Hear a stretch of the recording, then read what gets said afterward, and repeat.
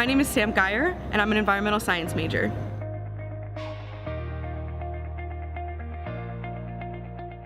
I got my cherry blossom tattoo in Japan, actually, in Harajuku.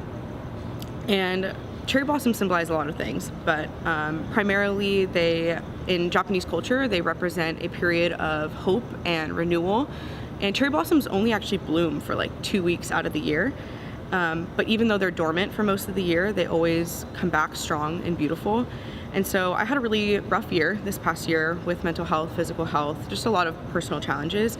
And so getting this tattoo kind of reminded me that there is a light at the end of the tunnel, that there's always that period of renewal and this time to be able to persist and come back from that, even stronger than you were before.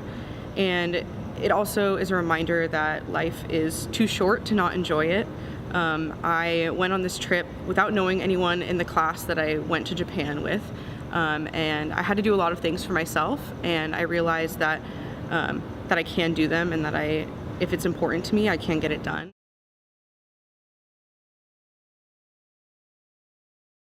So I have spina bifida, which is a neurological defect. It's basically caused by the spine not fusing properly in the womb. And there's a really wide range of effects that can have for each person with spina bifida. So it varies a lot. It's not always the same for each person. For me personally, I don't have really any feeling in my feet, and my lower legs are a lot weaker because of the lack of nerve function.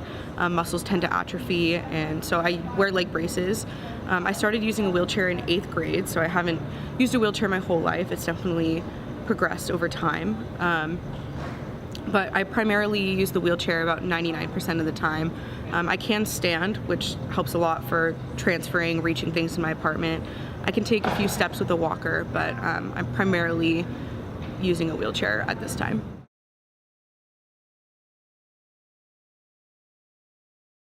I'm largely viewing this resolution as an opportunity to educate the LMU community. I think most discrimination stems from ignorance. And so I'm really looking at this as an opportunity to educate faculty, staff, and students as to how they can be better advocates for people with disabilities.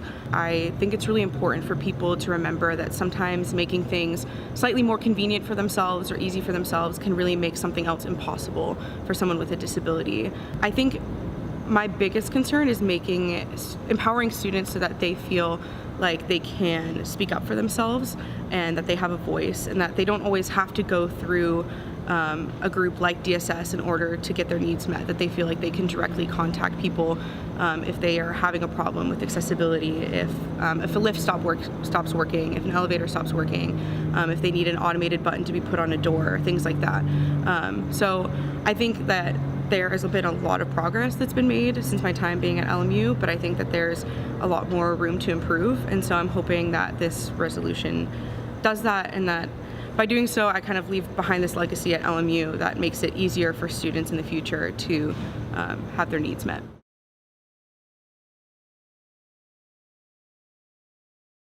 I started experimenting with special effects makeup in high school, actually, but really just messing around with things that I had at home, like eyeshadow and stuff like that.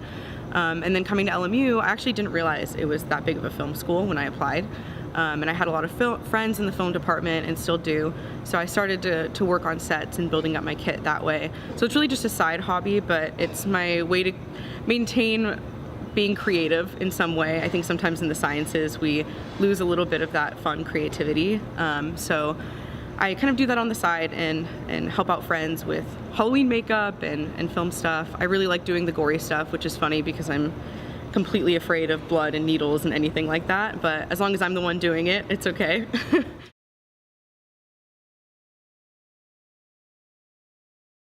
Okay, so a weird thing about me is that I'm really good at making ugly faces.